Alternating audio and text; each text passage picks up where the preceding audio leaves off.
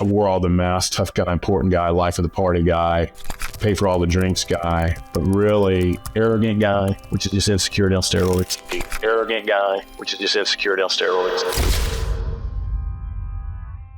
I think on some weird level, I was unconsciously trying to kill myself. You called it the shame monster. And even as you're talking about your adult life and what are people saying, it's like this voice in your own head. What I find often is that voice isn't our own. Whose voice was in your head? I think it was my mom's voice. I found myself after 2 or 3 nights of pure debauchery that I don't remember much of, laying in a ditch in downtown Atlanta, looking at the blue sky the next morning thinking, my God, I'm a junior partner, major firm at this point. And looking at the sky thinking, Man, I don't know if I'm going to get a third chance. Welcome back, everybody, to Flipping the Lid. You know what we do here now. And I just love the depth of the conversations that we get into. I love how I just happen to be surrounded by incredible human beings who recognize that true strength actually hides behind vulnerability. The person that I've got with me today, Tommy Breedlove, is an incredible human being. And we got to meet through our mutual friend, Zach Knight, for a veterans event that he was running for ATL Vets, a nonprofit that he had founded. It was one of those connections where we just felt each other's energy in the room and were immediately drawn to each other. He watched me on stage. I watched him on stage. The resonance was deep. The reality of it is that his path is, though very different, extremely similar to my own. And he also willingly and openly talks about today how to help people live a legendary life, how to go inside, actually create, repair, and start to build the life that we desire.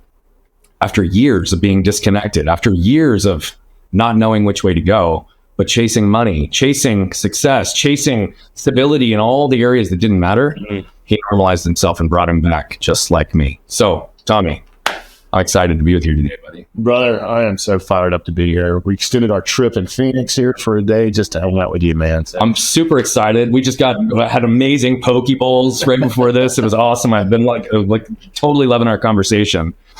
I gave a really brief intro based on who I see you to be, which is so much more than my intro could ever suffice. Tell us who you are in your words. So in my words where I'm at now, or where I came from, or all of the however you want to define who you are in your words, it's complete freedom, bro. So what I love about you and I right now is we are both doing this podcast completely exhausted, but completely humbled, grateful, and fired up to be here. Like we were talking about where we get our energy from. And you're coming off 100 events. I'm coming off 100 events. But I'll give you a little origin story and we'll go from there. Awesome.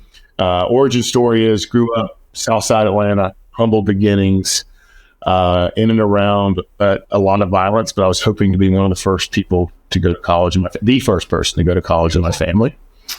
And my parents wanted that for me. I wanted that for me. And I was 18 years old with full rides to multiple universities. And unfortunately, I became what I hated. I became that violence and abuse brother. And at 18 years old, over way too much vodka and other stuff, I committed a violent crime. I was looking at 7 years in prison, and not going to university. So here we are. Luckily, by the grace of God and some first offense, to be honest with you, as an adult, say that. It was dropped to 2 heavy misdemeanors, but I was sentenced to 2 years. And so all that's going to be important to later in life. So sentenced to 2 years, spent my 19th birthday incarcerated. Really cool story happened there. African-American gentleman named Tony decided to cross racial lines. He's in his 40s, big dude. I'm this 18-year-old skinny white kid. Yeah. And he called me young blood. He said, young blood, you're not going to become a part of this revolving door system. Yeah. With his guidance, his mentorship, and honestly, his leadership and love.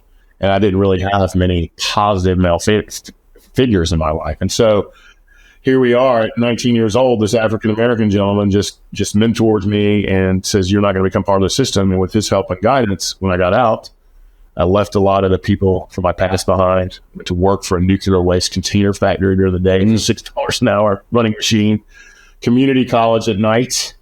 But what's really cool is in 3 years, I went from jail, a cage, to community college, to nuclear waste container factory. It did end up at University of Georgia, where I met my wife. Graduated with honors, and I went from a cage to a company called Deloitte. 3 years, man. Which small little company. Small company, which I'm proud of. Because I kicked ass, man. I really hunkered down at school and said, hey, the only way I know to become something is to work my ass off here. And so I did that. But here's the rest of the story, and this is why the origin story is in front of you. So you fast forward 15 years or such, I'm chasing success. I thought success, power, money, status, which those things are good if you love yourself. If you've got some self-love and self-respect and self-confidence. But when I attained all those things, and I didn't find happiness, I didn't find fulfillment. Yeah. I'm still that rageful young man who was never wanted to be me. Yeah. Because I didn't think I was good enough, because I was taught I wasn't good enough. So I wore all the masks, tough guy, important guy, life of the party guy, pay for all the drinks guy, but really arrogant guy, which is just insecurity on steroids. It is. And when the corner office, the fancy watch, the cufflinks, the money, and the title didn't light me up, I turned into all of the darkness that men turn to. Most people have seen Wolf of Wall Street, man. And I lived it. And I watched it recently for the second time. I'm like, my God, that was me. And how atrocious was that? Because I think on some weird level, I was unconsciously trying to kill myself. Yeah. And I found myself after 2 or 3 nights of pure debauchery that I don't remember much of, laying in a ditch in downtown Atlanta, looking at the blue sky the next morning, thinking, my God, and I'm a junior partner, major firm at this point, and looking at the sky, thinking, man, I don't know if I'm going to get a third chance. Yeah. And why am I so mad? Why do I hate myself? And at that point, and we were going, my wife and I, this is a little bit longer than I wanted to tell this story. It's okay. But clearly my wife and I were going through marriage counseling at the time, clearly. And I remember the counselor goes, hey man, there's a place in Tennessee that can do more for you in 7 days than I can do in 10 years. Because you are closed up. I don't know what happened to you or when it happened. And there was a lot of violence in my past, a lot of very big abuse as a child, both inside and out a home in all different ways. And he saw that, and I couldn't see it in me. Like I never got anything out of the therapy because the student wasn't ready. I was just closed. And when I woke up in that ditch, I remember he said there was a place that could help. Mm-hmm. And so I went home and told my wife everything. That didn't go too well. Fully expecting, I told her I was going to go to this place in Tennessee, fully expecting her not to be there when I got back. And when I was there, they cut me up, opened me up emotionally, spiritually, mentally. I found out I wasn't alone. I found out I wasn't the freak that I thought I was. There was a million more people out there like me that had the same shit that I have. And I really, at that moment forward, started making me my full-time job, and my mental health, my emotional health, my spiritual health, my physical health. And that is the story that has led me to you today, man. And so I've been on this journey now for 14 years. Yeah. So of doing the best I can to lead, love, and respect this. Yep. So that hopefully I can lead, love, and respect others. And so a lot of transitions have happened over the years and professionally, and we've written a book, and now we're entrepreneurs and own a hotel and left the financial industry. But really, man, the moral of that whole thing is it's now 8 steps forward, 2 back, as opposed to when I was a younger man, it was 4 forward, 9 back. Yeah. So I feel like we're making progress toward it every single day. And so that's what brought me to you today, brother. Still a seeker, still a learner, still a grower, still got shit. I got chills going through. Still got things to figure out, bro. But your humility and your transparency right out of the gate is also what's creating more and more freedom for you. Yeah. Right. I mean, your and my stories are, though very different in lots of ways, remarkably similar as well. And I would tell you, I'm going on 13 years on my journey, right, of kind of inward reflection and growth and all of it. But you hit on a couple of very, very specific things that I really want to call attention to. Your buddy that called you young blood. I've been a big believer in life that we need people to see us in ways that we can't see ourselves. Indeed. Right. I've had that in multiple occasions. My wife being one of them, my first coach being another one, and the list can go on. But sometimes it's just that little bit of light that gets shined into possibility that allows us to take those next steps. I think it's unbelievably powerful that you're even able to reflect back and to realize the impact that singular discussion had on shaping your path towards that next period of your life. And here's the other side of it. You and I are both people that I would consider to be high performers, right? And so many of us high performers have learned to receive love, validation, and connection through performance. Yeah, absolutely. So that everything's contingent upon it. I was the same way. I was like, if I built a life of significance, a life of prominence, right? Really, what was I wanting? People to just be around me. Unconsciously, though, I'm chasing all of these material things. But to your point, I'm chasing the things, not what those things are going to do for my life. And 90% of the time, those things weren't for me. Like, they were to make myself look a certain way for other people, right? And so at what point in your professional path with Deloitte, I realize you had this moment where you're laying in the ditch, but at what point in that process were you aware that you were not living in a congruent way to what was possible, even if you weren't ready to make a change yet? I think I always felt angry, alone, and I was unconscious of this next part. I knew I felt angry and alone, and I never felt good enough. I knew for sure. Mm-hmm. And my career path, I went from Deloitte to a German firm. I kept being promoted and zigzagging to, quote, success. I was so unaware and unconscious. And I think one of the things that the work that we do, work people from ignorance to awareness, and that can either be the greatest thing in the world or the absolute bitch, because it can be a shame monster that holds you down. I just not aware. Mm-hmm. And so trying to be the life of the party, trying to be the funny guy, the cool guy.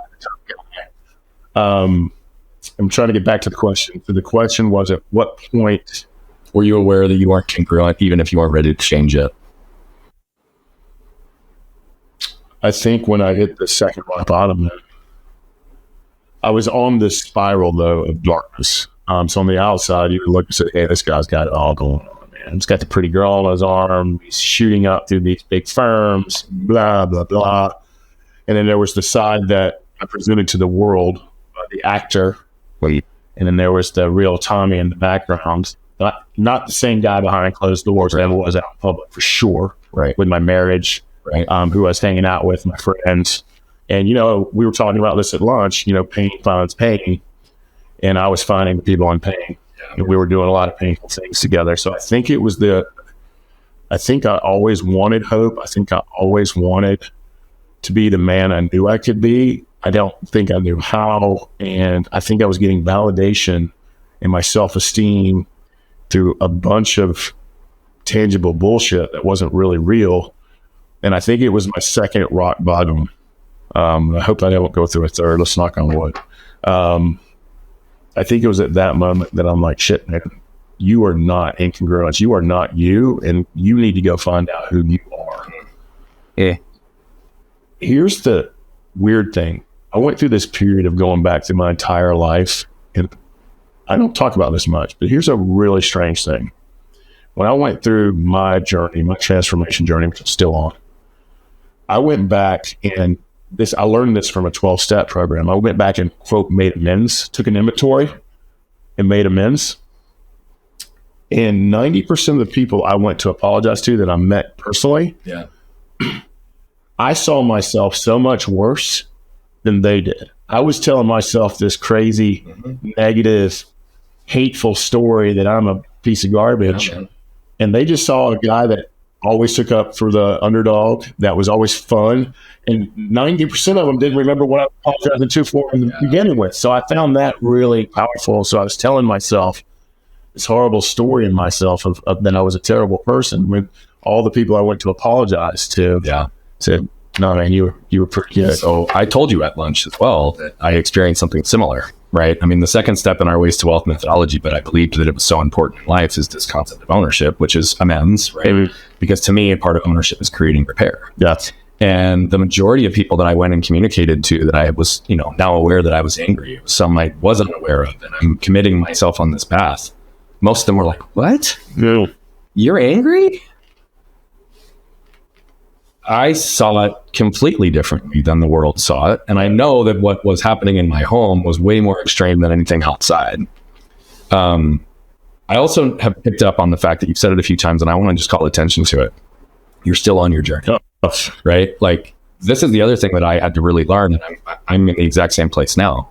There is no final destination. There's only constant evolution of self. And And I am now constantly on this path to bring myself further and further into congruence and further into alignment, because that's how life can flow. And that's where I find myself the most free. But I, like you, also suffered from a deep level of shame, right? You called it the shame monster. And even as you're talking about your adult life and what are people saying, it's like this voice in your own head. What I find often is that voice isn't our own. Whose voice was in your head?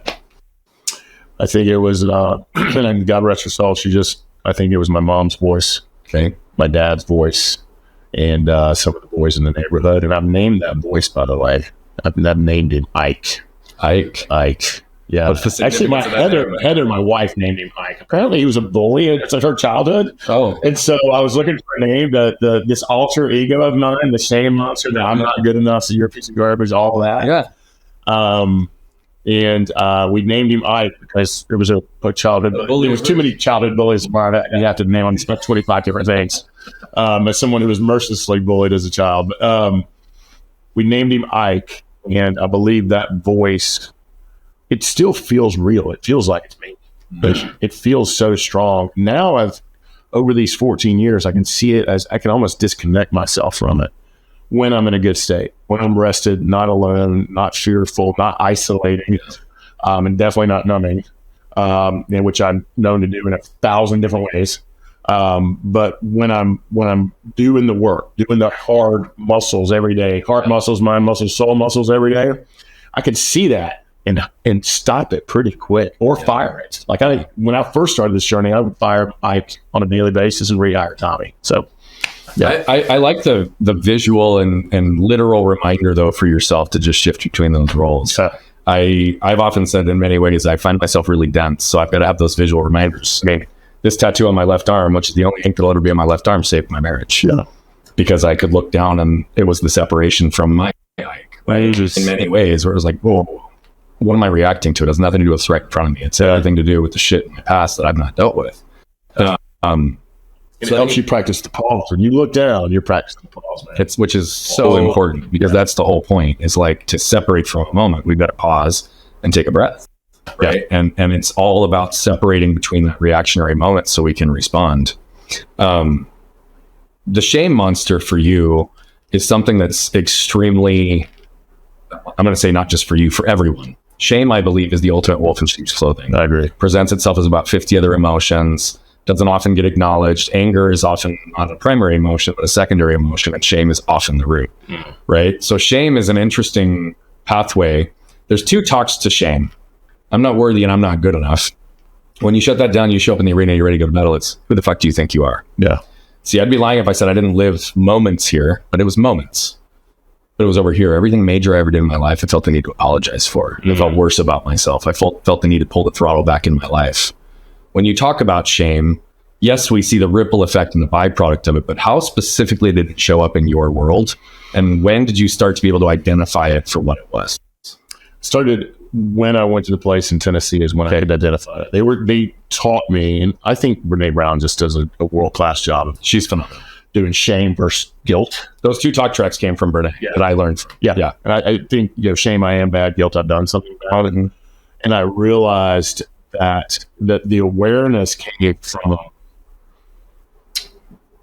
it was taught to me that, hey, this voice in your head, things that you're saying to yourself, and it came through, I mean, you can pick up on someone who's eat it with shame. They apologize, they're people pleasing. I did all those things, right? And they're always qualifying things, or, even when you do something great, you feel like you're a fraud or a failure, or you need to apologize for that. And so I believe it was in that 7 days, but it was a constant. It took years to really name it, figure out how it showed up. And it shows up in anger. It shows up in insecurity. It used to show up in like little white lies. And my wife laughs at me. She's like, "You're almost incapable of lying now." Like trying to one up or fit in with little white lies.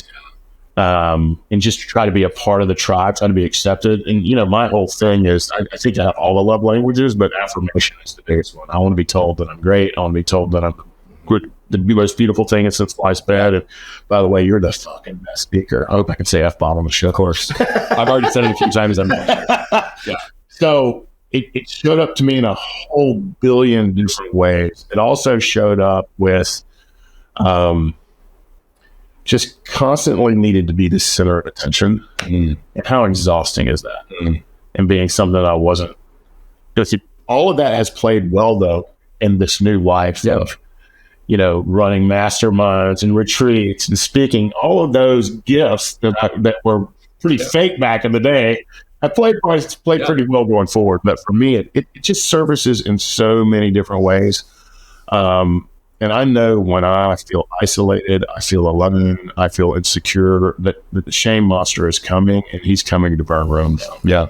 He's coming to burn it down. That's often what I say about the trash from our past, these triggers, the strong emotions, is that they're going to be adversaries in constant pursuit until the day we die. Yeah. Right. Which means that we've got to be vigilant in our efforts to see them, identify them, separate from them, remove from them. But you've also now said a couple other things that I identify really, really deeply with. I for much of my life have been surrounded by people, but felt completely alone. And now I'm getting to a place through all this healing where I can be alone and never feel lonely. And that transition has been extremely freeing in so many ways. What was the loneliest time you identified in your life? I want to own something. I heard that for the first time about 6 months ago. There's a colleague of mine, she's a member of the team. She's, Erica is her name. We'll just call her by name. She's coming out of a 10-year, pretty toxic relationship. And she has leaned in on the work that you and I do, the self-love work, the healing work, the work to be the woman that she was, capable of being. And she said recently, because I felt something over the past couple of nights, weirdest thing that you brought this up is she said the exact same thing. I can be alone without being lonely. I don't have to have a human being around. I don't think I'm there. Honestly, don't think I'm there. I think I get lonely very quick. I found myself, even last night, because my wife had left, my friends had left, everything, these fast 4 days of just complete event after event after event after event and thing after thing and thing. I'm sitting at that bar last night and I'm like, man, I'm very lonely right now. Yeah. So I don't think I've gotten there. The loneliest I've ever felt. Thank you for starting with that, though. Yeah. And I want to tell you, I still have moments that I feel lonely.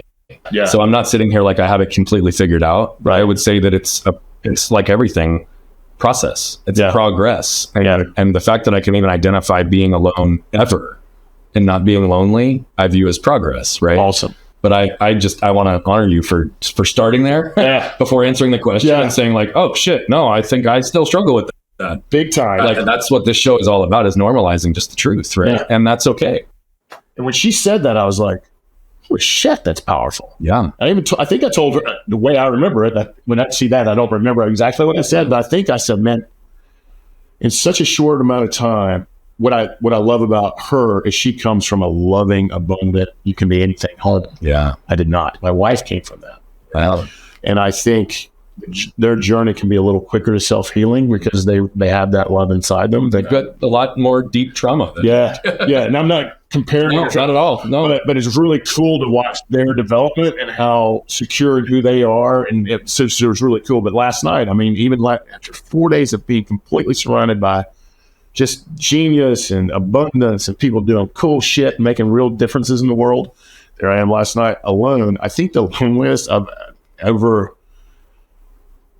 Man, let me tell you, and this is, I don't think I brought this up to very many people, but there was a moment when the judge, was like a whole series of moments, when they sentence you to X amount of time and that door closes behind you and you're in a suit and you're in a room full of 20 people and you are in a cage.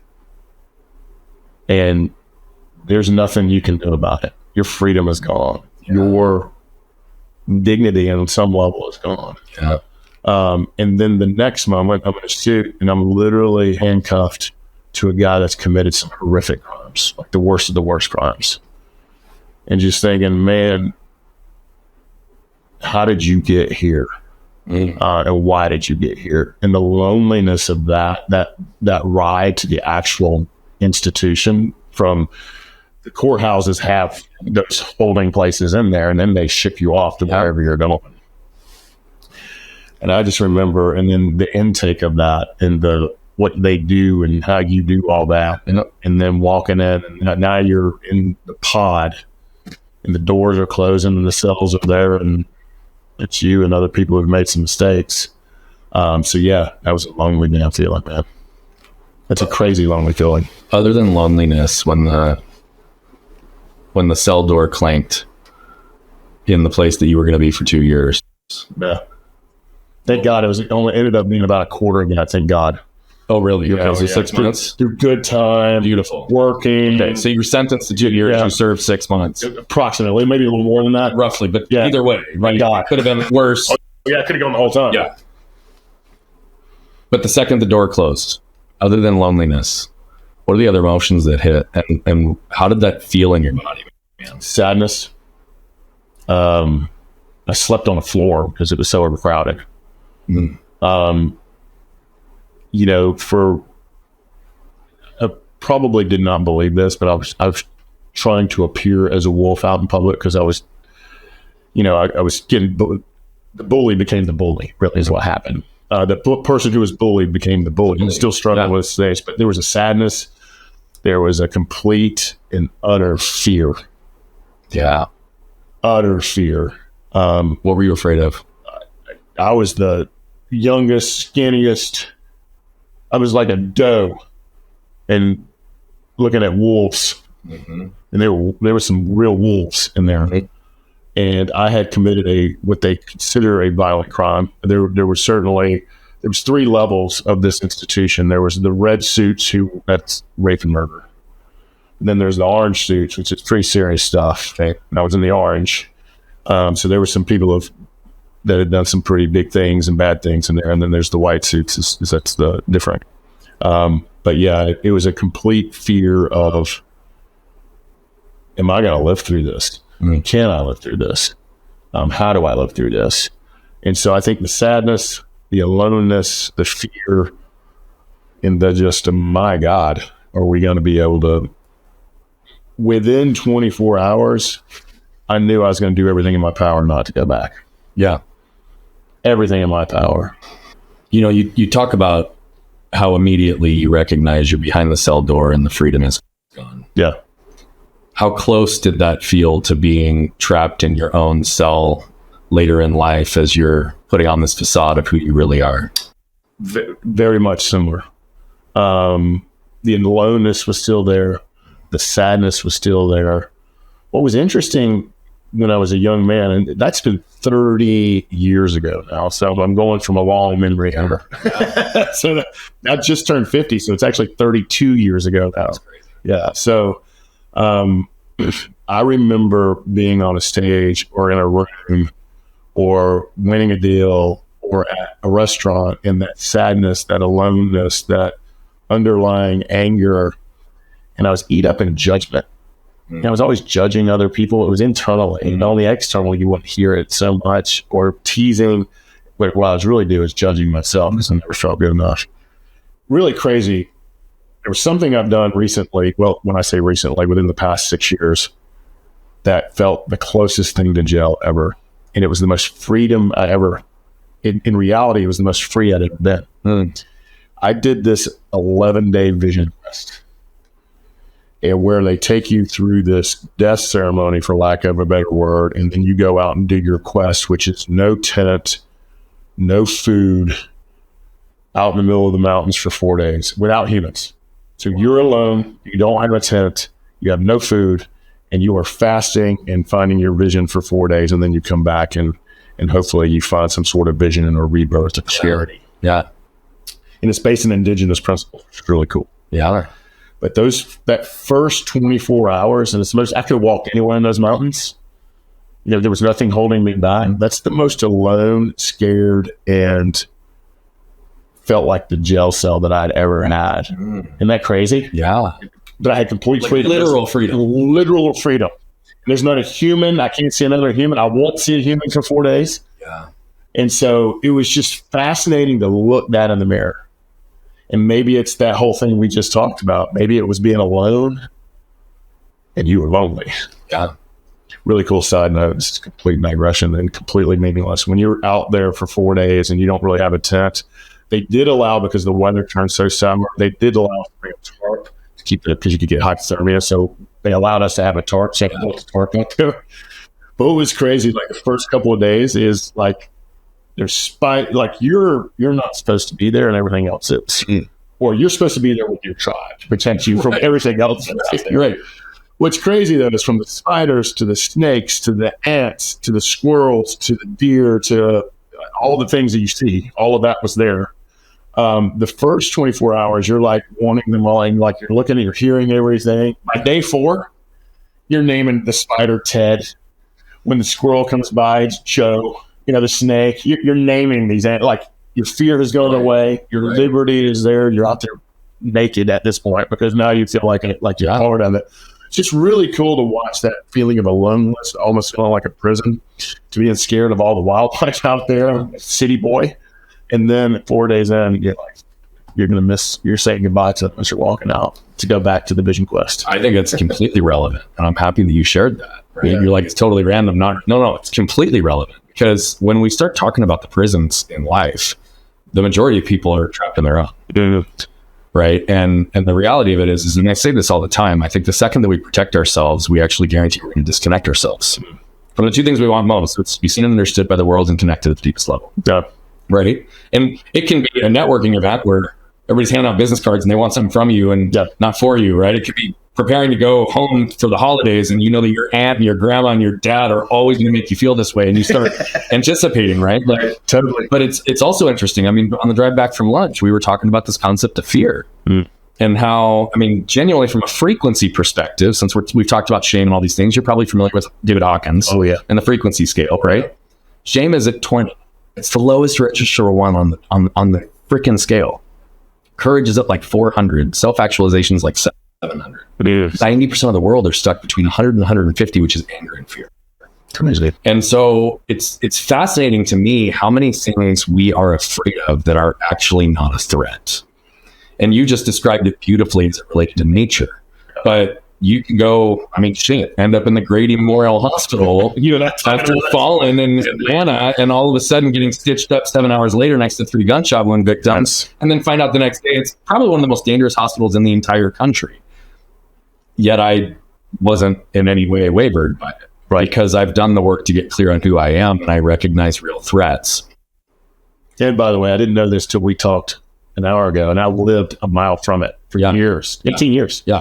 I didn't know you physically go through a police station and are completely scanned. Yeah, there's a police station right at the entrance of the emergency room. So you don't walk through the station, you walk through the scanners, but you walk into a police station before you walk into the hospital. And then there are 2 police full-time monitoring the entrance, and you see the police station. It says, I mean, it's a full-blown station. Yeah.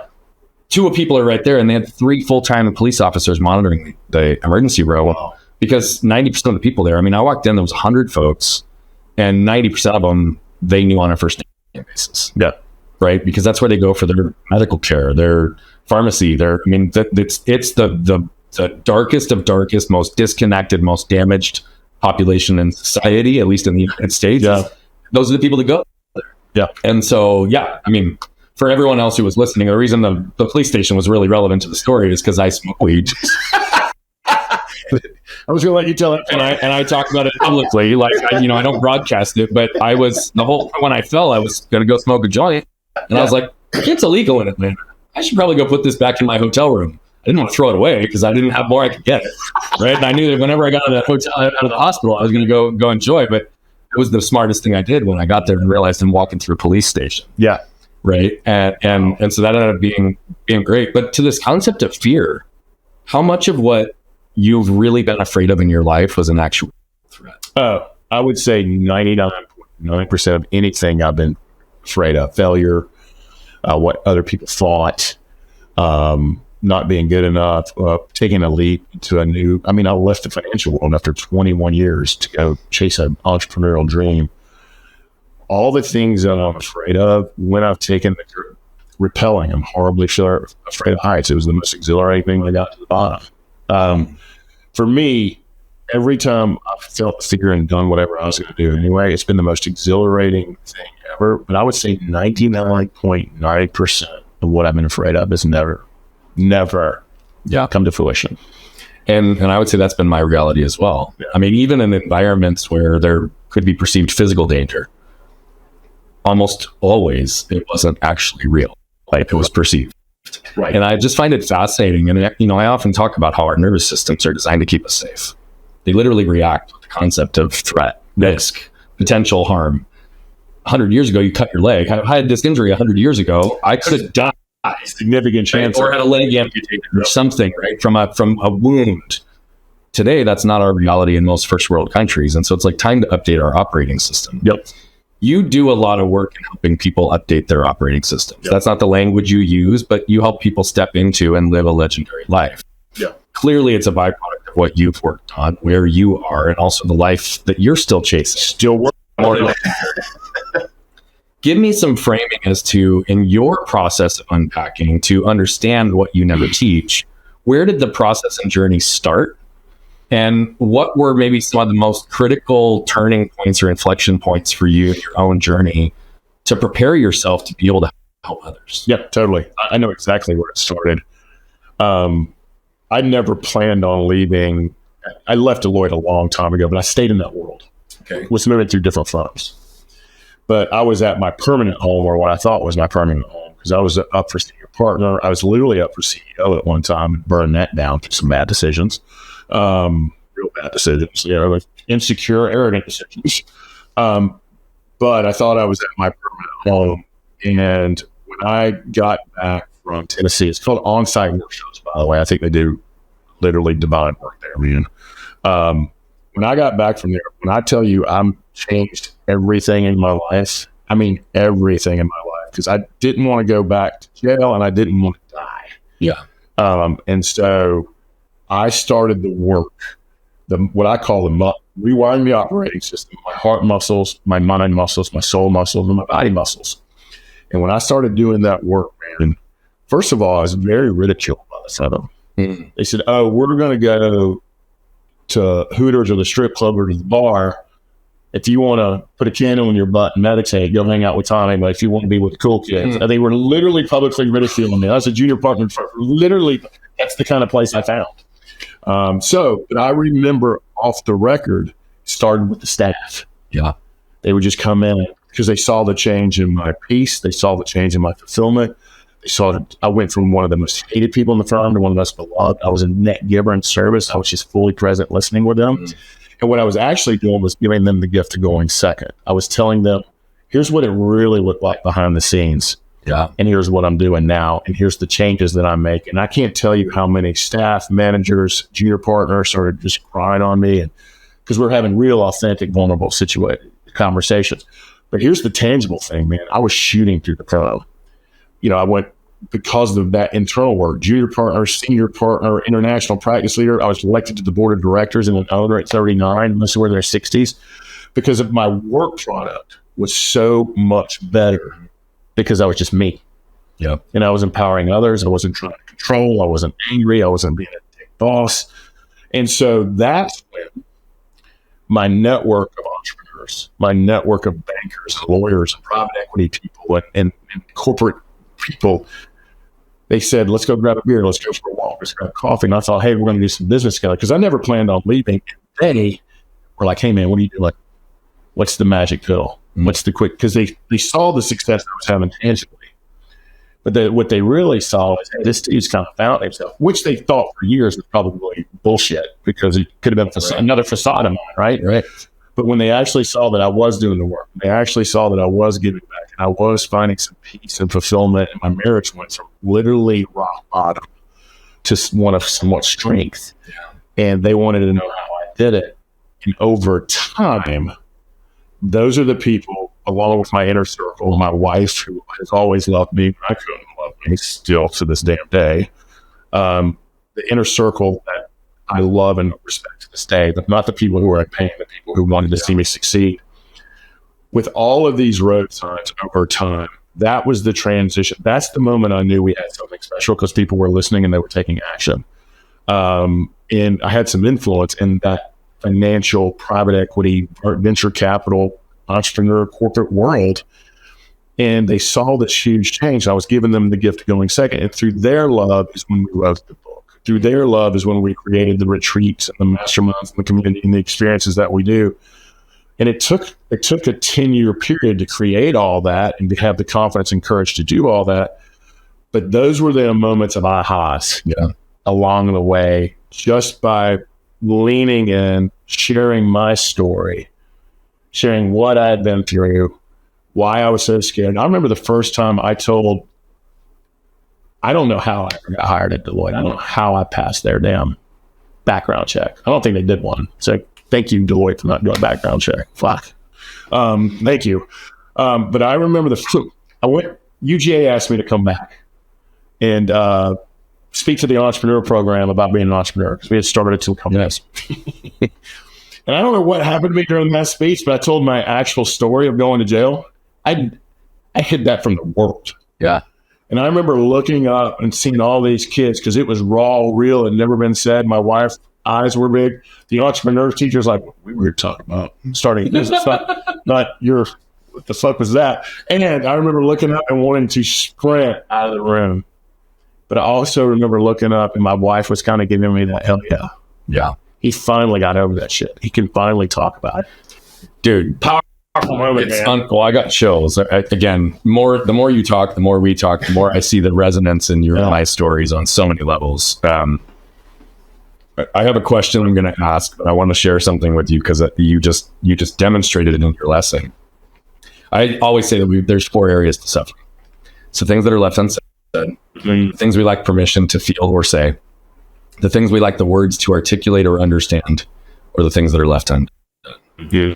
I now live my life, and my purpose is to allow my truth to give others permission to live theirs. Yeah. So every time I speak about the anger in my household, almost losing everyone and everything because of me, all the trauma that I had to unpack from my injury, the shame, you name it, the list goes on. Every time I speak that, I'm speaking and I'm acting, right? I'm saying stuff that needs to be said, which means I'm consistently replenishing and relieving myself of the suffering. But I'm also giving people permission to feel and say things that they haven't done. Mm-hmm. And I'm giving them words to articulate and understand something so that they can see it through a different lens, which now frees them to what? Act and do. Indeed. And that was your first experience of public freedom by completely disarming whatever perception of criticism or judgment could be on the other side and just owning it fully. And that moment for your wife to be able to receive it and celebrate, like that's a huge thing for you to also see and receive in that moment. It's sitting tall. Right. Like that's amazing. How long did it take your wife to trust that the new Tommy was going to stay? I don't actually know, but I'm guessing years. And maybe to this day, I would bet, she's not here, so I don't want to speak for her. There's always a twinge of, is he going to burn it down? I don't think she believes that more, because I truly have started to love myself more, to respect myself more, to build daily habits and routines and discipline, which is my definition of freedom, to be the man that I was born to be. But I don't know. I think there's probably always a twinge of maybe, but hopefully not. She did something extremely powerful. And the way we tell it, and I'm sure this was taught to me, this journey of awareness and rewiring your operating system, building your mental, emotional, and spiritual muscles. And to me, the secret to life is mastering your mindset as best you can with all the tools that you and I talk about. That gives you freedom and fulfillment and true power, not letting people who don't matter. But she did something extremely powerful. She wanted to know her part in this. And at that time, we got married in 2001. I'm guessing we were in 12 years of our journey, 15 years of our journey. That's an educated guess. But she wanted to know her part. Where was she enabling? Where was the codependent parents? Where was she trying to be a mom to a guy who never had a mom? So she went to the same place and began her journey, which was to understand her part, to understand what she allowed, to understand where the boundary was not being met for both of us. So it was a really powerful thing. I always say it's like climbing a mountain. Your view changes, your energy changes, how you feel about yourself changes. And when I started climbing the mountain, she started believing that this guy, he's changing, he's transforming. And she actually saw me doing the work too. So that really helped. Like, she would see me get up and meditate and do gratitude and journal and meet with therapists. I still to this day have 2 or 3 coaches that I work. To this day, I will always have a therapist and a coach in my life. Always. Yeah. So when I'm looking for coaches, I always ask, who are you working with right now? Because I want to know what you're learning. And so, but she saw me doing the work. So I think to this day, she sent me something today, because I was, again, last night alone. This morning, she was sending me these beautiful texts saying, "Hey, you got this. Go get it." She probably felt my loneliness and my sadness last night. So she's blowing me up with texts today. And I think as long as she sees me doing the daily habits, as long as she doesn't allow what I call scope creep, where you start letting other people in your I know exactly what scope creep, the term I use as well. So I think the trust will be there. There's always a draw for me, because this is way TMI. But I always, a lot of the major abusers, like, I'm a big man, but a lot of the abuse that happened in my life was from women. Oh, wow. From hitting me to other really bad things as a young boy to my mother. God rest her soul. By the way, I just want to say this, because we've been talking about her on this podcast, from how much we had been through over my life and her life. For the first time, 3 months before she died, I allowed her to touch me, allowed her to say I told her I loved her. We finished so strong, so happy. We were in a book club for 3 years with 2 people, her and I. So cool. But there was so much healing, and we finished together. So I'm not here to talk about, because she was in pain to be that person. Anyway, I got way off topic there. What was I talking about? Because you were talking about this process of your wife beginning to trust you, and you were talking about your wife and how she reached out to you in your loneliness these last couple of days. And yeah, so where I believe I still struggle is when I get affirmation from any woman that I'm drawn. Yep. And I have to put people, processes, support, own it. That's what she says, I'm a capable line. We'll talk about it. She has this saying, she'll either do 2 things, call it strays. Like, I want to save all the strays, male and female strays. It's really not my job to do that. Yep. She'll either whisper in my ear, protect and defend the fort, what we built in our marriage, or it might be a stray who's not ready to receive a message yet, who's looking for something, is looking for the pain that I have as well, that we're either going to affirm each other in an emotional way, a physical way, a sexual way, a spiritual way. And that draw, that part of me is still, it's significantly smaller than it used to be. It's real and it's there. Yeah. And so we talk about that a lot. And I put in process, I said scope creep. Mm-hmm. There's some scope creep that we can have in there. And, a pretty girl says something, affirming to me, and I'm like, oh. And I'm probably having a mom wound, a sister wound, or some of the first people I dated who were like my mom and sister. So, it's very real. Well, that would probably be in her head just a little bit. I'm grateful on every part of the story that you just did in answering that question. Yeah. My wife and I had a similar turning point 6 months in after unpacking anger, and I was with near perfection. I like to say I ate shit for 6 months, and it was because I knew I was the bigger energy. I was the antagonizer. I was the one that was creating all of this ripple effect. But we also know that though her dad never hit her, never screamed at her, he broke furniture when he was angry, when she was young.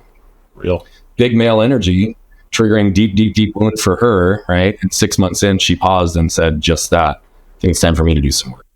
And it's been this really beautiful path of kind of coming back together and really seeing what is possible. But trust is such a foundational thing that if behavior doesn't change, it can never exist. And what I love about how you navigate even the discussion, even a lot of the language that you and I use is very similar. I always believe there's 4 categories of self: mental, physical, spiritual, and emotional. 100%. And they are all interdependent on each other. They all overlap. One stew. It really is. You don't have ingredients. 100%. And so, it's interesting. For me, I have a very, very clear distinguishing path of where healing took place and when, by category, right? Like physical body, in many ways, even though I carried lots of pain, went to mental healing, which then opened up emotional healing, which then opened up the spiritual healing. And then there's like kind of this constant ebb and flow throughout all of them today. It was really required for me to start to be able to distinguish and understand those things, because one thing that you said is that mindset is one of the greatest things we can have. I agree with that. Here's the caveat I give. Mindset, if done from an intellectual process alone, will still keep you trapped. And that's what I did for a long time in my life, right? My narrative was Brian's good, Brian's strong, Brian's capable, Brian can do anything himself. And my mindset was good, and I showed the world a lot. I proved to myself a lot. But I also completely disconnected myself, and I shut myself off from the other narratives. I say today, after my knowledge and understanding of this, is that the highest of high performers are those that understand their mental, emotional, and physical narratives. And they know how to balance and regulate between them, because they will all tell you the truth. And they will all lie to you, right? The physical cellular memory that causes that moment of reaction, right? That then translates to a thought or a feeling, right? Often it's not even telling us something true. What was your process of delineating between those four categories, and how have you today been able to identify or move to the category that needs to focus at any given time? Yeah, so I completely agree with everything you just said, by the way. I think when I use mastery, it sounds good on stage and looks good on stage, and people are like, okay, I want that. When you talk about I was an emotional, very weak person. Like, they don't want to admit that at first. Nobody does. They don't want to admit that at first. Nobody does. Yeah. So for me, I think the one that I still struggle with the most is the emotional. And I'm tied into it the most. I'm still working on it the most. I remember the first time that I felt something bigger than me, that I felt something more in life than me, that I felt connected to the others, connected to myself, connected to other human beings, and not this completely isolated, alone thing in the world, because that's the way I really believed, was at that place in Tennessee. I knew there was something bigger than me. I still don't have a name. Like, you can call it God, universal intelligence. I think it's all the same. It's all the same thing, brother. And I felt something so much bigger than me. And I've never lost that feeling since, because I'm always walking out in nature, or looking at a tree, or really looking at human beings, wondering, like, I feel connected. It's very rare that I feel disconnected spiritually right now, which is strange. Mentally, the moment I stopped, and I'm cautious to say this because it can be taken the wrong way, but when I stopped letting people who don't matter, when I stopped looking for affirmation and getting something, having high expectations for people and always being disappointed, also needing them to, quote, like me or be around me or accept me.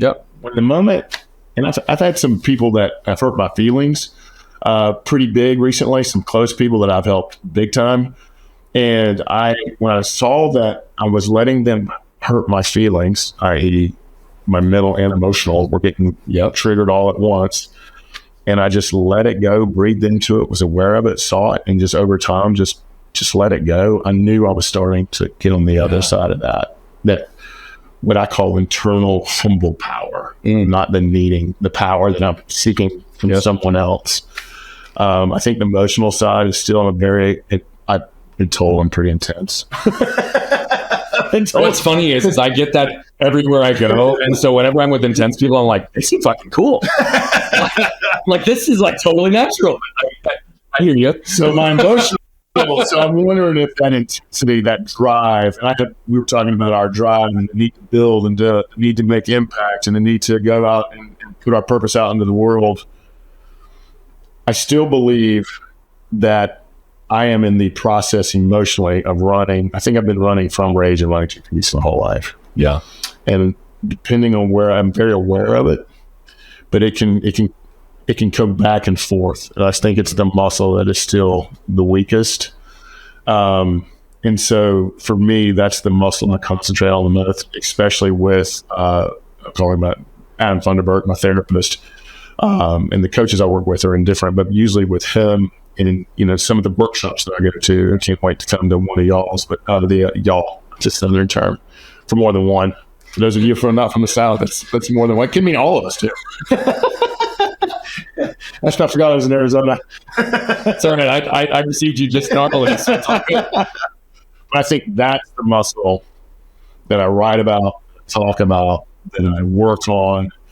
And I have to be, triggers are still there. Like if I see bullying in the world, or I perceive that I'm bullying, I become that 10 times bigger bully, and I got to watch that.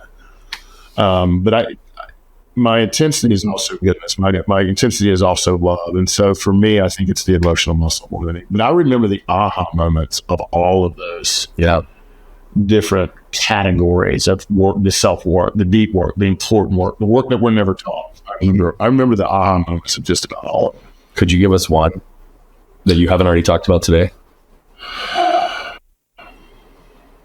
Thinking of a recent one. I think the forgiveness of, and I don't want to call my name because they're still very important to me, and I hope I need to figure out what my part in all this was, because there's got to be something that this particular person feels that I contributed. Yep. Right, wrong, or indifferent. Perception is reality. I think the moment I was able to see it for what it was, almost forgive instantly, and let it go and let it be, which happened. It was one of my first one-on-one clients when I was coaching. I'm not coaching anymore, more in the community building space now, but he was one of my first. Then he became a dear friend, and then he became somewhat of a mentor. And interesting how mentors become mentees. And over what I thought was something pretty small, he thought was pretty big on a business side. Mm-hmm.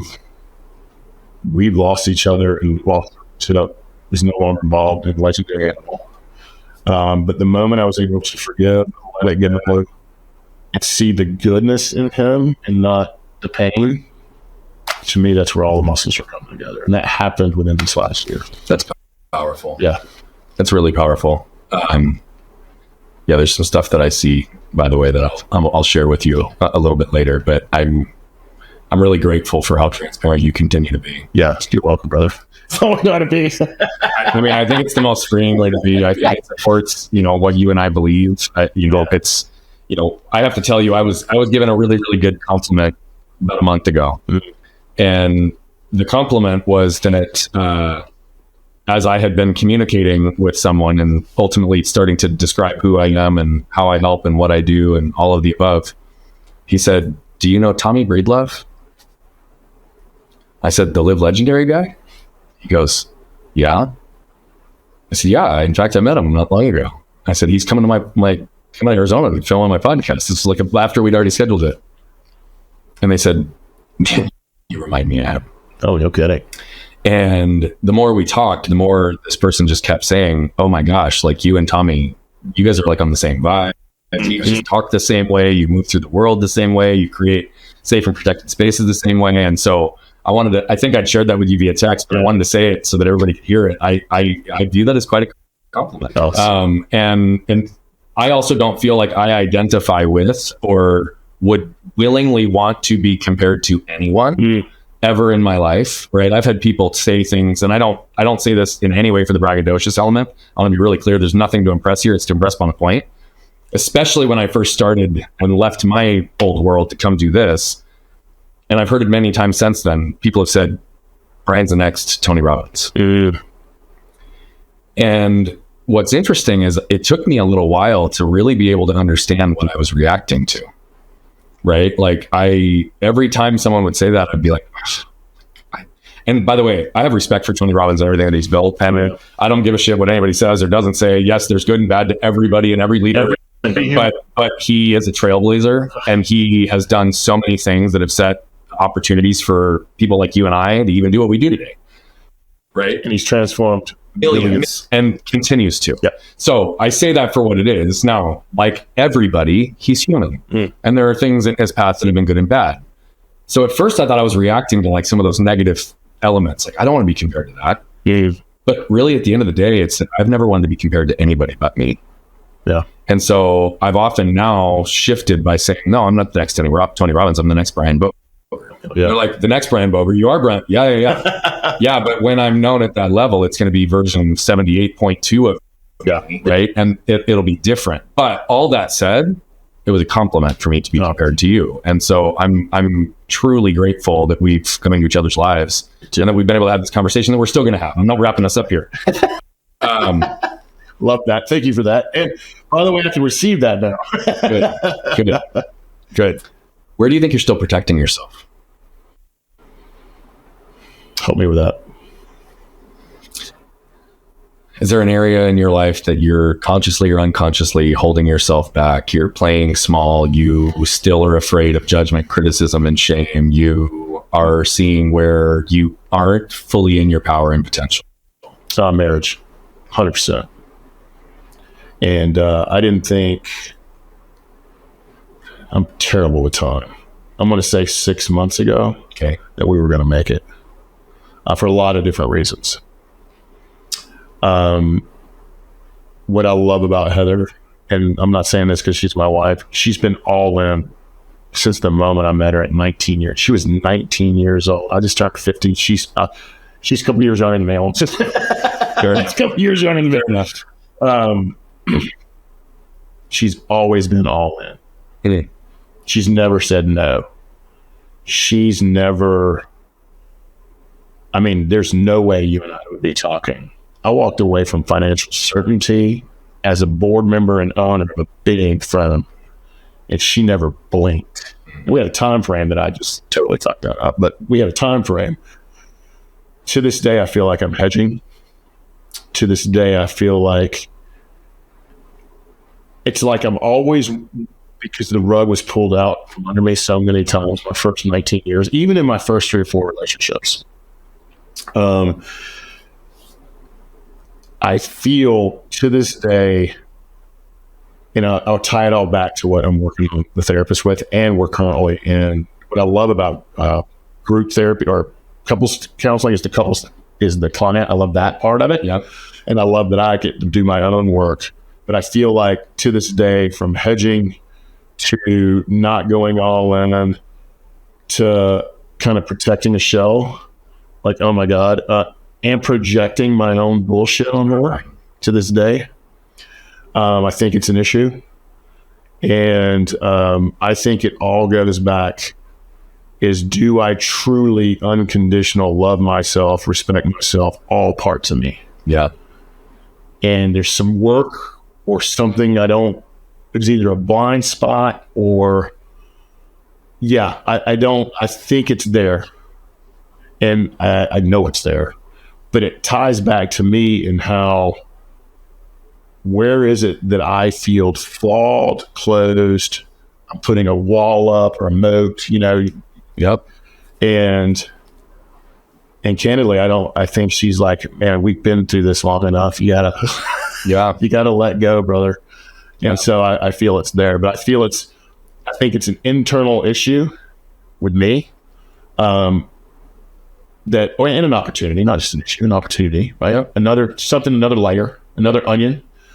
But the physical manifestation of it is in our marriage. And it's convenient for me to say the following, which I said for a couple of years, is, we're running the hotel in North Georgia. We're building the legendary movement. She's a big executive. She's still an executive of the world's largest bio and fabric distribution company. She's their CFO. So we've got a lot of shit going on.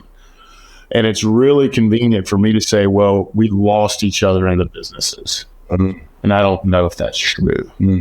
I think I use the businesses and my need to achieve and my need to build and my need to grow and her need to grow. She's not here to say her part of it, but I think I use that as a convenient excuse to keep boundarying up and pulling back from an intimacy standpoint, a romance standpoint, a sexual standpoint, a love standpoint, a being a good dude standpoint. Yep. All that shit. I was using the businesses really as I don't know if it's an excuse or definitely a crutch in some way. So I'd like to shift some language for you in what you just said, if that's okay. Dude, do I have permission? Yeah. Okay. You're doing the work right here. You said boundaries. I've been putting up these boundaries that are separating. Those aren't boundaries. That's armor. Yeah, good call. Armor protects pain. Yeah. Boundaries are a communicated contract that exists based on your clear existence. Yeah. which tells me that there's something within your own existence, within your relationship or your relational self that you ultimately are not clear on still. Yeah.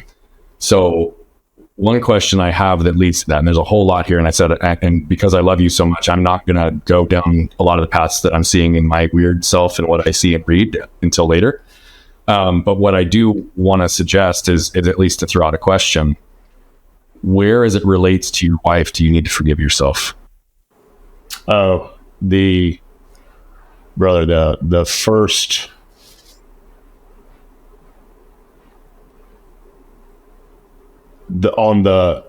I used to, in Margaret, we got married, I was never all in, and there was always someone else until I was 36 years old in some way. Because that's where I was finding my affirmation, my power, and technically those human beings were in pain. And so I was outsourcing my intimacy, I was outsourcing my sexuality, I was outsourcing my need to be affirmed in my next... This is my power. And I don't know if I've ever fully, I think my fear, honestly, and that's over 14 years ago as well, right? So we're talking multiple lifetimes here. Like it has not been really an issue for a long time. However, I wonder if the pain is, could she ever truly forgive me and move on? And she would say, hell yes. I've proved it to you over and over, but me, can I really forgive myself? She wouldn't still be with you. I agree. She's already forgiven you. I agree. And then here we are. I mean, we're in this a long time. Yeah. I think this is our 28th year together.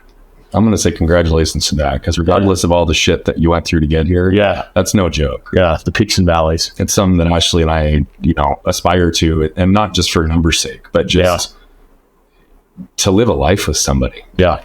Right? I mean, we've been together 17 years, which is I'm proud of as well. Yeah. I mean, 17 years, we've gotten through the hump of where 90% of marriages deconstruct. So, and we're in the strongest place we've ever been. But I really, really, really feel what you were just saying deeply. And that's something that I want you to hear, is that I'm telling you from how you're communicating about it. Yeah. She's forgiven you. Yeah. I think you're right, brother. There's something inside that you've got to search through. Agreed. Dig down in there. Because to the whole point on protecting to disconnect, right? Like when I told you, when I've said this and you heard me say it on stage, I told you at lunch, we've been together 17 years. We hid from each other for 14. Mm. Those weren't boundaries. That was armor. No. We didn't know it was there, which also prevented us from being seen and understood, connected to the deepest level, having full-blown intimacy, being able to like tell each other anything in any way without any reaction or judgment, right? Like actually being able to be with someone that's completely fucking neutral, objective, but unconditional love. Mm. And from how I'm listening to you, this is like a loving statement to a brother, right? What you want is just on the other side of lowering your armor. Yeah. Well, figuring out with Adam why that armor is still there. Yeah. Yeah. I think there was some really kind of uncovering right there. Yep. And you can tell we write and talk deep and go, like, why is this like still to this day? Why are you hedging stuff? Yeah. In some way. After we get done recording, we'll chat. My friend, I flew to Arizona for a podcast interview turned coaching session turned therapy session. But by the way, dude, that's like, here's the reality. It's the work. It's the work. And I don't know how to communicate with anybody any different. Amen, man. And, the majority of the people who've been on the show after the fact have said something similar. It's like, oh shit, like I didn't plan to talk about that. Man, I didn't know I was going to go there. Yeah. My guest just last week was in tears and at the end said, I just had conversations with Brian about stuff that I've only talked to with people that I've known for 40 years. Right. And so it's just about how do we open the space and create that so that we can normalize, like, look, bro, a lot of what you just articulated, I've gone through in my marriage. A lot of what you articulated, I'm going to go through again in my marriage. Right. And almost everybody who's been watching this, whether they're married or in a relationship or some kind of partnership, has dealt with all of this shit. It's just that nobody talks about it. Right. That's one of the things that I take as a great honor, is that our first episode of this show was my wife and I unpacking the first part of our story. Yeah. And the feedback we got from that in the very beginning was from a lot of people who were like, we felt like we were in a private conversation with a husband and wife in their living room, and like we shouldn't have been listening. Mm-hmm. But the freedom in us being able to communicate about that, especially publicly and with each other, is also to my point earlier, why we do it. Because every person who was uncomfortable watching it got something out of it. Yeah. We can reflect, right? And I think we as a society are craving that authenticity. Dude, we don't know who to trust anymore. We don't know who to trust anymore. It's like, and with all the AI stuff that's coming out, like, it's making everybody have to guess even more. Who actually knows what they're talking about? Do you know what I mean? Like, Well said. it's just the truth. It just makes it more confusing for the consumer. Right. If you were to look at the most meaningful interaction you've had since your legendary life in the work that you do with others, what was your biggest win that was actually someone else's win facilitated with your guidance? There's been a lot of wins, my God. And my God, there's been a lot of wins.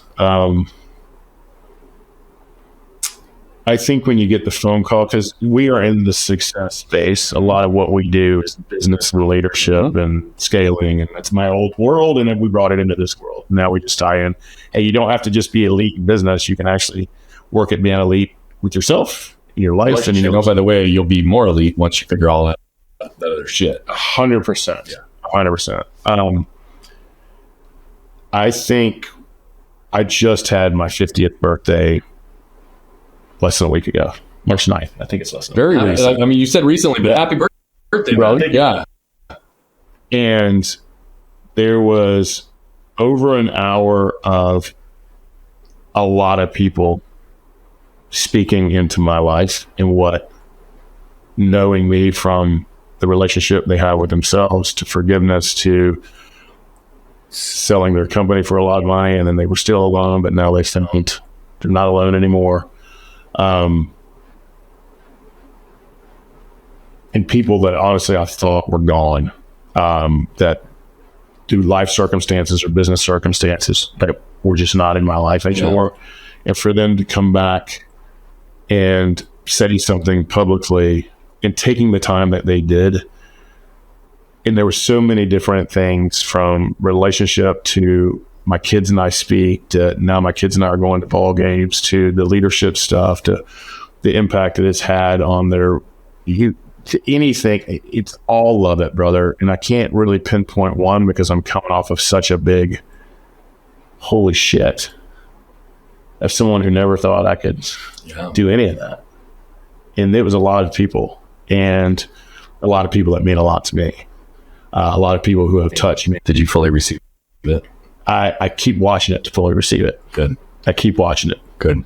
And to fully receive it. Mm-hmm. And some of them really touched me more than others, because there was no way I thought certain people would take the time to send me a video. And not only did they send a video with love and affirmation of what I meant to them and their life, from former colleagues to employees to, it was really, really cool. You deserve that, my friend. Thank you, man. You deserve that. That's really cool. And I hope you keep watching for reminding yourself. It can be really overwhelming when, especially for somebody who can't receive. You know, it's interesting you say that your love language is words of affirmation. I would have told you that was mine for a long time as well. It is again now. Like, tell me all the great things about me, and I'll just like absorb it, and I'll just like own it and be like, fuck yes, I love receiving. But for a long time, I believed that's what I wanted, but it would always make me feel worse about myself. And so I wasn't able to receive compliments, feedback, positivity, the ways that impacted people. And it's still something that I find myself struggling with. I just had somebody last week comment on their opinion of how good my photography was after a few pictures that they looked at. And I was just like, oh yeah, I'm a weekend warrior. Like, found myself like dismissing still, right? Even though I love it, I'm still learning, I'm still growing, and I don't claim to be a world-class photographer. So for me, when someone who I know has a good eye for photography says it, it was funny because you'd think it would have lit me up, because I can receive in so many other ways now. But yet I also didn't identify as being a creative person until about 4 or 5 years ago. And so this is new in my journey. I would be curious where creativity has come into your life, when it's been present, when it's not been present, and how have you utilized it as a fuel source, if ever? When I'm reading, thinking, and writing, I'm winning. I love to read all the great spiritual texts. I love to read every leadership, business, and personal development book I can get the hands on. And I love to disagree with some of it, agree with some of it. Because we've been in building mode with the hotel, with Legendary, with people. We've gone from one person to like 16 overnight, and I haven't written in forever. I haven't thought in forever. When I'm out in nature, which is my church, by the way, when I go up into the Appalachian Mountains where I live, and I could just think and be clear and listen to the birds, like ideas hit me and innovations hit me and creativity hit me. I've started really engaged in meditation and song, and some of my best ideas hit me there. But when I feel disconnected with myself, I lose all creativity. When I get negative, it's either Ike or the Tommy go round. And the Tommy go round is when I'm just full build, pushing things out of the way, not being fully present with my team. That's when creativity just dies for me. Is when I take time to step back and breathe and honor myself and go into the work and write and read, or just take time for a couple hours a week to go out into the world and think. That's when I'm at my best. And that's when my best stuff comes out. That's when my best ahas come out. That's when my most deepest authentic stuff comes out. And we've been in such intense growth, event after event. I'm coming off of 4 mega events, and then a birthday, and then this mega event this week. And I'm just not taking time for the creative work. Now, every time we're doing the craft of running a retreat or facilitating an event or our biggest business and leadership event, I feel completely juiced up and creative. Yeah. Juiced up and creative, because what comes. But it's in the moment of application on those events versus creativity that's more broad. Yep. Creative for creative sake. Yeah, creative sake versus just, because all that is, by the way, that's you surrendering to let wisdom flow through you. Mm-hmm. Right, which I think is a creative expression of however you communicate it, deliver it, but you're getting downloads with what you see in people, situations, environments, and you're allowing yourself the ability to be the curator of the creativity and the message that comes out. Yeah, I would assume, like me, often it's not even my message that I'm actually communicating. Right. 100%. And so I totally get it from a facilitation mode, and I think it's pretty fascinating to me how many people either don't understand the importance of creativity or don't find ways to create for creative sake, like you just talked about. Totally. And I think what we lose as entrepreneurs and business builders, or even in your career with helping as a entrepreneur or as a whatever you're doing. What's been really cool about this journey is I was in the financial world, man. Mergers and acquisitions, consulting, audit, you name it, man, valuations, all the stuff. But I was on one side of the table. What I love is about the communities that we've built. They're mostly high achievers, either in the beginning of their journey or some of them just crushed it. But the art of building a business, the creativity of building a business, whether it's operational, financially, administrative, sales, marketing, I am actively with teammates going through Darren Hardy, Alex Ramuzza, and Russell Brunson's programs. All great. Because they're but I see so much creativity and goodness and how much we apply it, we execute it. To me, that's creativity as well. I'm really happy that you called attention to that. I've actually shared that in different respects with other people. Is that I think often people don't identify as creative because of how the world defines creativity or what it means to be a creative person. Right. I think somebody who has an eye for understanding logistics, right? Supply chain management, event planning, you name it, right? Like legitimately as it relates to product placements and like how we're going to grow and deepen relationships and the systems that we build within our organizations. There's a creative lens to all of it, but we don't often put mathematics and science and things that have more structure in a creative bucket, even though they're highly creative. Right. And so I love that you're normalizing that in your circles because it's the truth. And I believe still to this day that creativity is one of the greatest expressions of self. Totally. It's just how does it get delivered? Yeah. And I think we've got to be careful of how we're for society that doesn't like to label, we seem to be labeling everything, including creativity. So I joke about that all the time, though, because it's like, for whatever reason, I mean, here's the reality. I don't know exactly how many words we have anymore. I think at one point I'd looked it up and I'd identified it, but we are largely describing the world within a limited access to language that we've actually created. Yeah. Right? Like, that's the funny thing to me, is like the man-made construct of everything, religion, politics, The business, economy, like it's all made up. Like, it is. It's all fucking, like, it's pragmatically real in the world that we live in, but it wouldn't exist without us making it. And so that's what I find so fascinating, is like we get ourselves trapped within these systems that were built to give us freedom and structure, right? And at what point does that freedom and structure tip into fear and control? Oh my God. And it's just, and again, I don't even mean that in a political or religious statement. I just apply it to fucking anything. Yeah. Right. And it's like, I always constantly have to remind myself, no matter what I'm dealing with, I'm like, oh, this is man-made. Oh, this is man-made. Oh, this is man-made.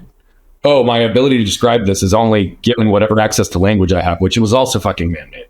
Right. Like, and so when I can separate from all of that stuff as real and realize that truly the only way to be creative is to be present in every moment. Yeah. Like, not caught up in what has been, not caught up in what will be, but this right now is creative. It's a creative dance of conversation.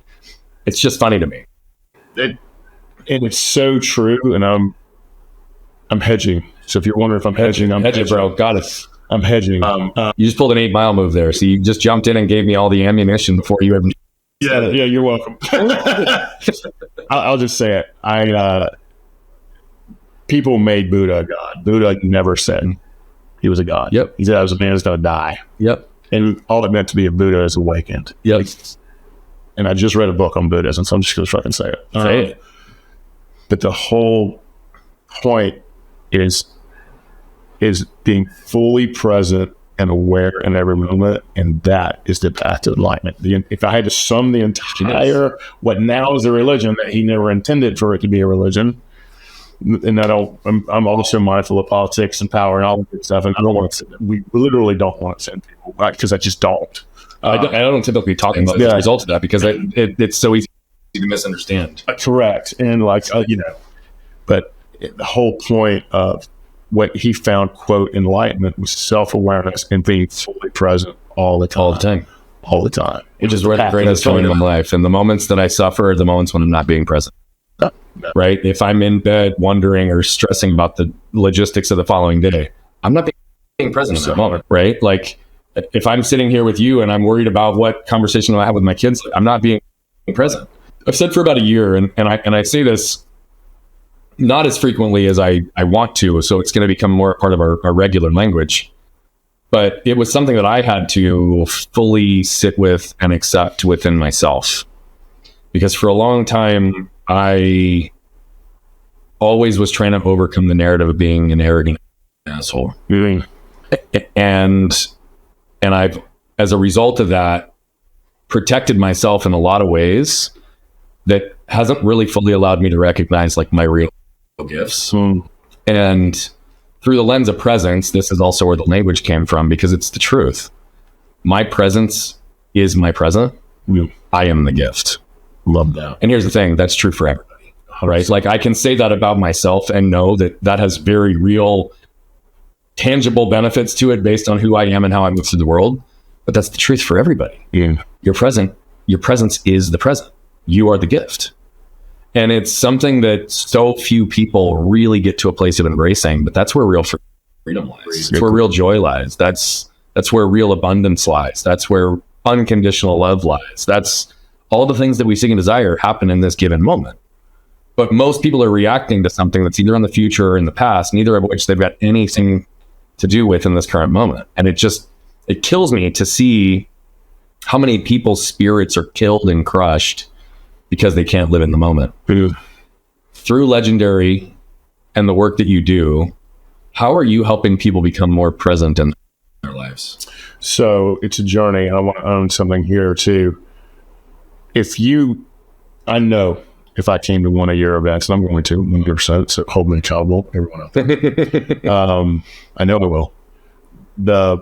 If you see me running a retreat, one of our adventure experiences, Your Life, Your Legend, which is our business and leadership event, we talk off stage. You're in my mastermind. You're going to think I'm the most present, aware human being you've ever seen.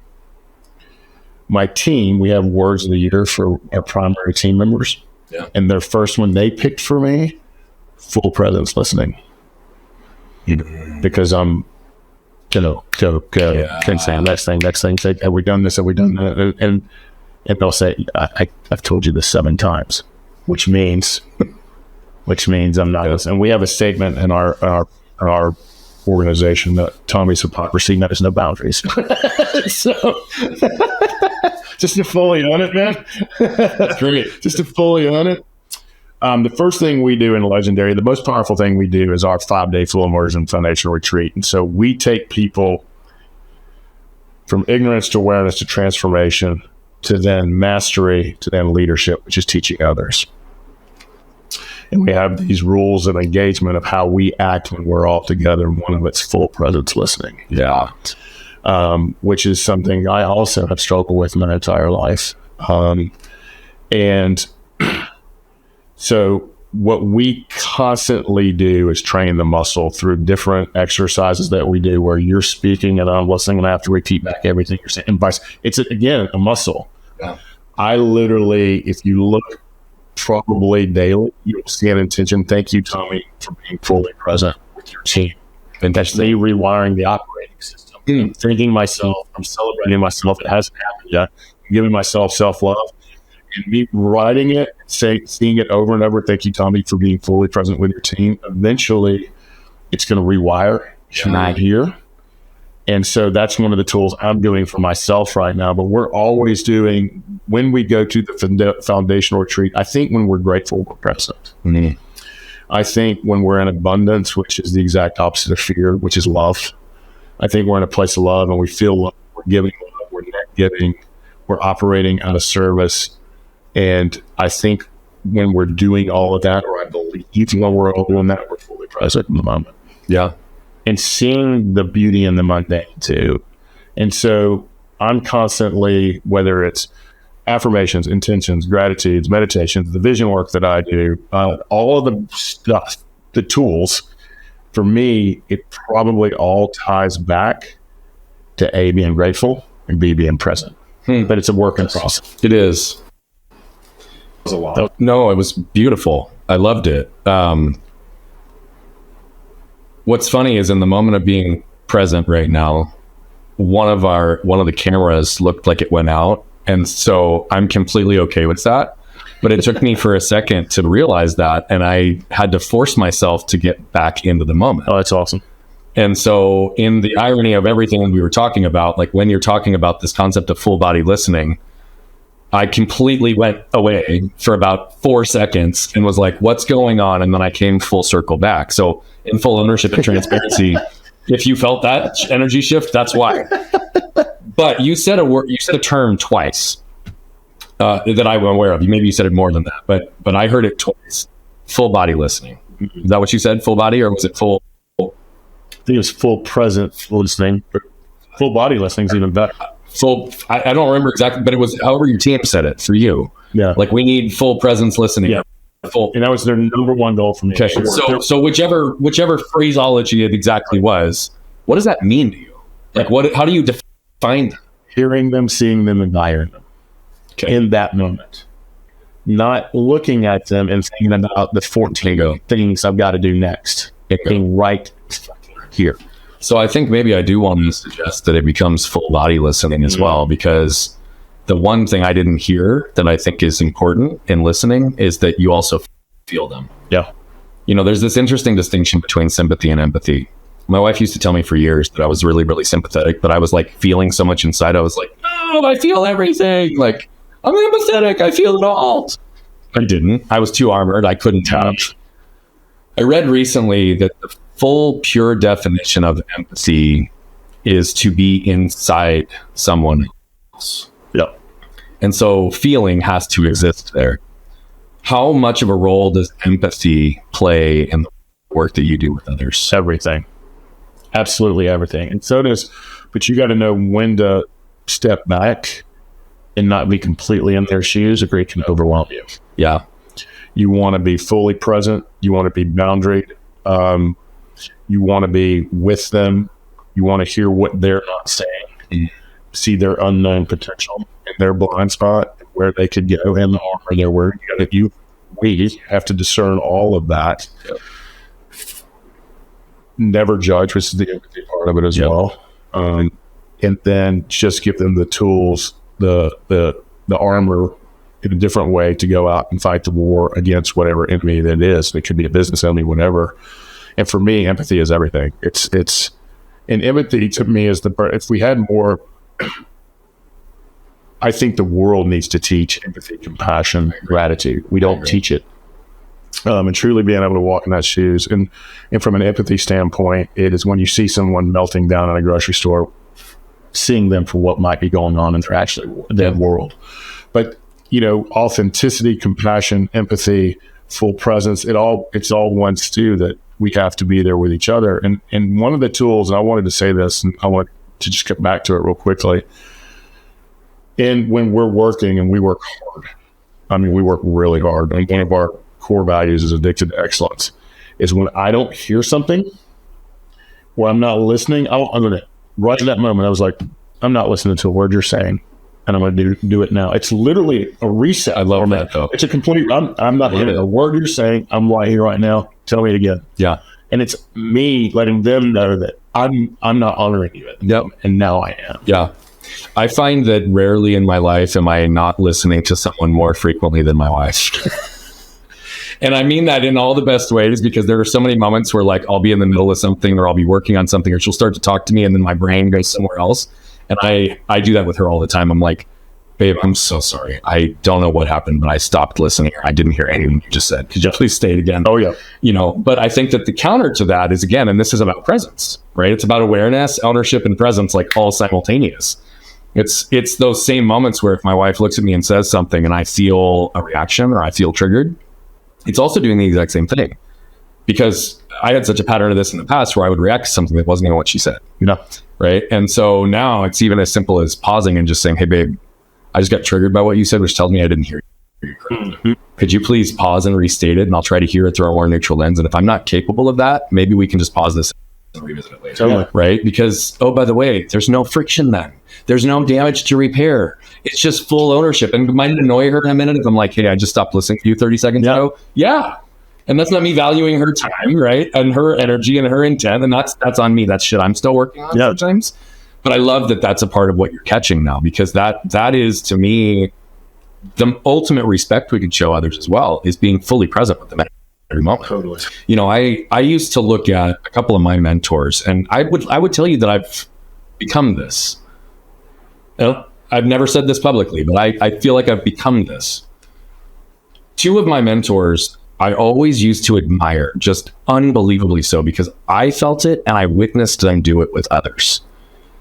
That when you were with them, you felt like you were the only person in the world. Yep.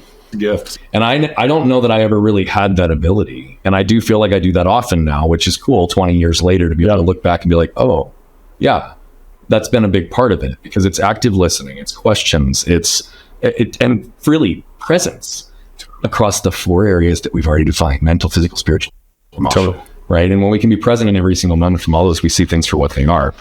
Give people a feel for what they would get in your book, because I want people to be able to find you, follow you, participate in your retreats, do the work that you're doing in the community. But I also know you've got a really tangible book of lessons that they can extract. So give a little feel for what they can expect and where they can find it. Totally. And I want to really play off something you just said real quickly is, all of these things are muscles, and they have to be worked on consistently. You have to be aware of them. You got to consistently work on them, but also there's real neuroscience here. When you were talking about your operating system, our subconscious is driving the ship. 95% of it's being driven, not here. And when we reset ourselves, when we write about it, when we intention about it, when we affirm about it, when we do vision work around it, when we have conversations about it, when we teach it, when we coach it, all of that is building those damn muscles. And what I love about what you and I get to do, and we've heard it, we've been doing it the whole time here, is we get to talk in the mirror. Yeah. this is where I'm not showing up fully is where I need to show up. So I wanted to say that. So for me, when Legendary became Legendary in its first title, which a lot of people hated, but I thought it was kind of cool because I was going through a Game of Thrones scene, was Pawn to King. And most people said, that's just pure shit. I was like, okay, maybe I need to listen to that. And what I love about the title Legendary, it's so aspirational. I've written a book I'll never live up to, but I work my ass off. It's that whole 8 to 9 steps forward and back now. Yeah. So it's a tool on how to really be as powerful and strong internal so that you can be powerful and strong external. And it's very short. It's very actionable. It has a lot of tools. I'll go through it, the whole journey. But at the end of the day, it's about helping people get clear, helping people get stronger externally and internally. I'm from the money world is help the people honestly make more money so they can make more impact through their purpose. Yep. Help people find their purpose. Yep. Help people to get focused, to build a world-class network, to eliminate the toxic noise of this world that's all around us. But then it takes a journey into mindset, working toward unconditional love, forgiveness, living the good life. So it goes through the tangibles and the intangible of God willing. When we are at the end of this journey, we have made this planet and our fellow humans better than we found them, and that's legendary. And so for me, it's a short book. It's a fun book. It's an actual book. It's only 7 pages about me. And if you listen to the first 5 minutes, you can skip those 7 pages.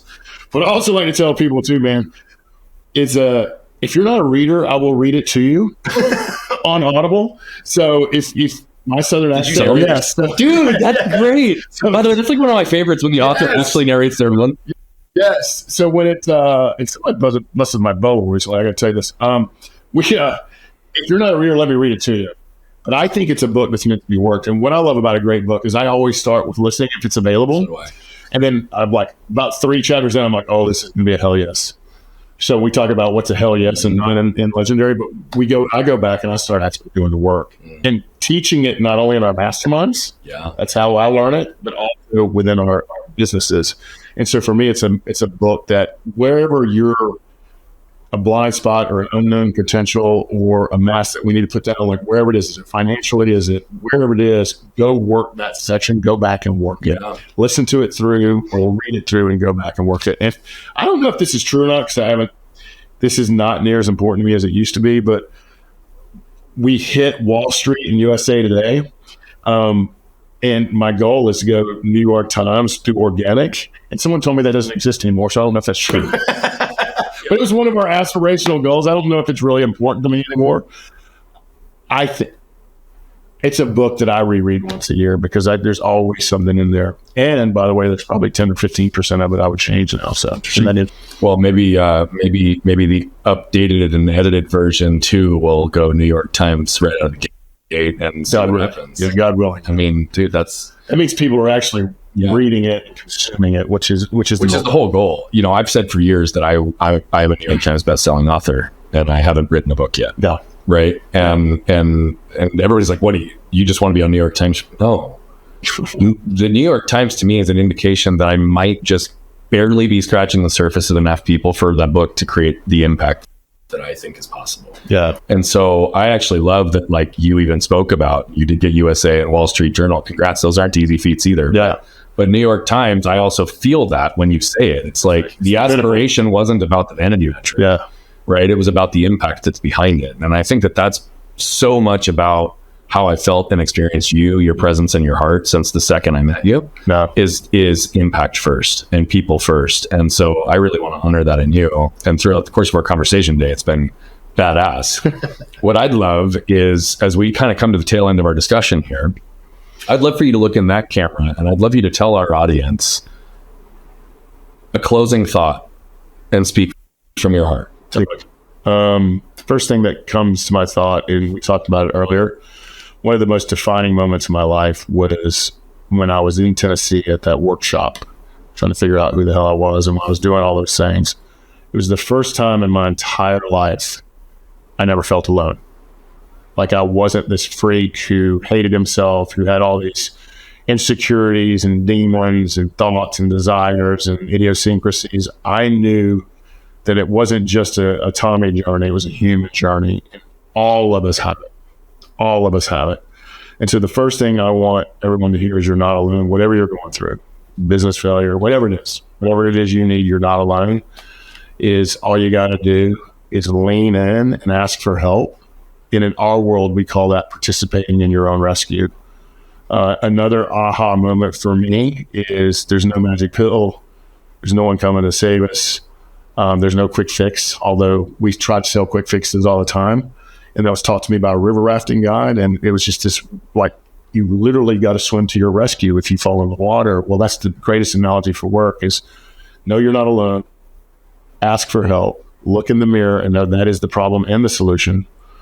And participate in your own rescue and take small actions every day with a coach, a therapist, reading a book, meditating, doing a gratitude practice, going out, walking in nature, whatever it is you need. Participate in your own rescue. Do one small thing a day, and I promise you it will pay compounding interest and happiness, fulfillment, peace of mind, clarity, and hopefully God will find some joy in your life. So that's what I would share as a closing thought. Brother, man, I love you and I love your heart. So thank you for being with us today. So cool, brother. Cool. And for those of you that just saw Tommy flip open his lid and jump in, man, it went from a story of pain and trauma to incarceration to what looked like freedom, but ultimately felt and experienced just like incarceration later. Yet for 14 years, he's continued to flip his own lid and jump inside to unpack what's continued to get in his way. And that's why he is moving through the world and moving so many others. Same thing is possible for you, but it does require you to flip open your lid and scan your can. What you can probably tell by now is that I love telling these stories, but what I love even more is the impact that's coming from them. You see, we're on a mission to impact over 1 billion lives as quickly as possible, but to do that, we need you. See, we believe that moved people move people. And so all I'm asking is if you've resonated, connected with any of the messaging, please consider commenting, sharing, leave a rating and review. Thank you so much for tuning into Flipping the Lid. And if you want more information on the show, how to become a guest, how to recommend a guest, or any of the other details, head over to flippingthelid.com. We'll see you there.